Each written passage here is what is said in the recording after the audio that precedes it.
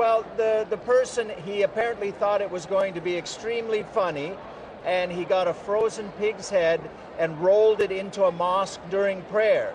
And he was actually arrested and charged, and it's going through the court system now, and he's been given an order to stay away from the Muslim community. And then there are people shooting at mosques. Yeah, we've had arson. We've had arson attacks, we've had shooting incidents at mosques.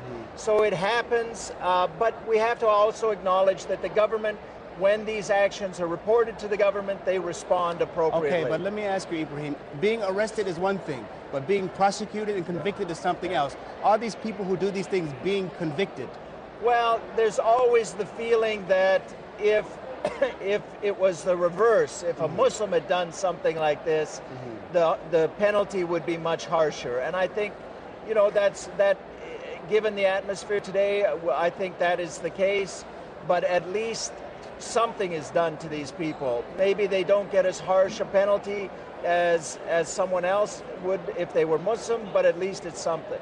Okay, and are these cases of these people being decided by a judge, or they're being decided by a jury? Usually it's by a judge, and usually it doesn't even go that far. Like this guy who rolled the pig's head admits that he did it, and he's pleading guilty, and he'll be dealt with accordingly. And what about the volume of reports you get about incidents? Do you also keep, do you get... Yeah, and do you think that Muslims are really reporting to you a majority of them, or are you only hearing about a small minority of them? Well, we believe that we only hear the tip of the iceberg, but even that number has been going up steadily from year to year.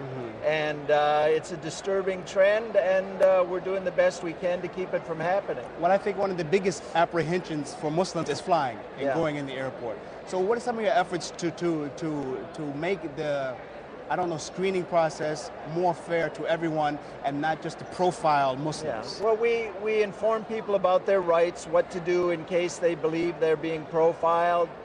There are procedures that if you're on a watch list or your name is similar to someone on a watch list. I'm sorry, let me ask you about the watch list. What is the watch list? The watch list is names that security officials have, that if someone with a name like that comes through security, they have to single them out. Now, what's the criteria for putting a name on the watch list? That's the problem. It's very loose criteria, and the names are very loose. It can be Muhammad Ali, you know, a very common name. Aisha, this or that. I mean, so the names can be so common that anybody can be stopped. Now, what does a person do if he finds his name on the watch list? Well, there's little you can do to get off the watch list, but you can at least go through certain procedures so that when you do get stopped, it makes it easier for you.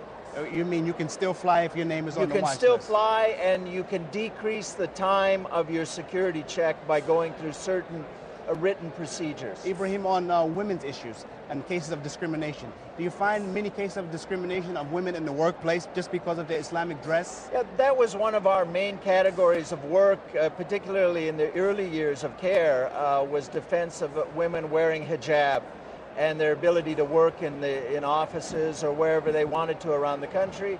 I think our work on that has really educated so many people that I think we're seeing a decrease in those number of cases because the employers now know that they have to grant the women that right. Right. And when we talk about the media, we're not just talking about the media, we're talking about even the politicians here in the country. And the latest inflammatory term attached to Islam is fascism.